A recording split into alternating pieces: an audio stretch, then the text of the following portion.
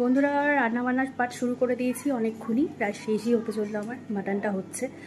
আর প্রত্যেকবারের মতো জামাইষষ্ঠীতে বিশাল পচা একটা গরম। বৃষ্টি দুদিন আগে ছিল, তখন ওয়েদারটা অন্যরকম ছিল। এখন কাল থেকে আবার পচা একটা গরম, বিভৎস গরম। এটা জাস্ট নেওয়া যাচ্ছে না, কিন্তু রান্না তো করতেই হবে, জামাইষষ্ঠী বলে কথা। আর বাবা চলে এসছে, বাবা অনেকক্ষণই চলে এসছে। বাবাকে না নিয়ে তো আমরা আসি না। বাবা একটু বাদে স্নান টান করে আর কি এলো, এসে একটু জল, নুন চিনির জল খেলো আর মিষ্টি ফল টল খেলো। কেমন লাগছে বাবা জামাইষষ্ঠীতে? ভীষণ ভালো লাগছে। আমার বৌমা নানান রকম রান্নাবান্না করে সেসব দেখলাম, খুব ভালোই লাগলো। আবার খেতেও হবে একটু, আর দুটার একটা ফল টল খেলাম, মিষ্টি খেলাম, এসে নুন চিনির জল। বাইরে প্রচণ্ড গরম, আমার নাতি আমার সঙ্গে খুব দুষ্টুমি করছে এসিটা চালিয়ে, ভালো লাগছে না, এসিটা বন্ধ করে দিয়েছি এখন। কথা ঢুকছে না। আমার নিমিতা এসে বারবার জিজ্ঞেস করে যাচ্ছে যে বৌমার মা আর কি এটা কন্যারই মতো। বললো দাদা কি খাবে? আমি না আর কিছু খাবো না, চিনি ভুলে দিল, খেলাম। এখন একটু আবার এসি জ্বালিয়ে ঠান্ডায় শুলাম, বেশিক্ষণ থাকবো না, ঠান্ডার মধ্যে চলে যাবো। তার বৌমা বলছে বাবা একটা ভিডিও করবো।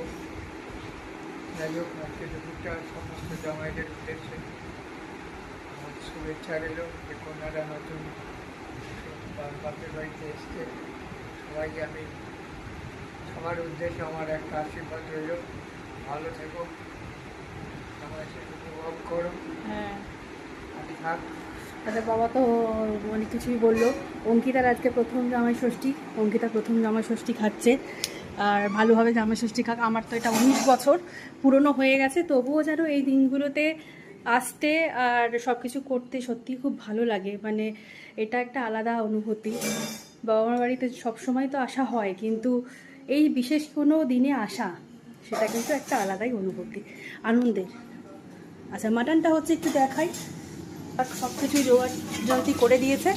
এই যে মাটন কষা চলছে, দেখতেই পাচ্ছে মাটনের কালারটা দারুণ হয়েছে। মাটন কষা চলছে। আর কি কি রান্না হয়েছে তোমাদের একটু বাদে দেখিয়ে দিচ্ছি সব।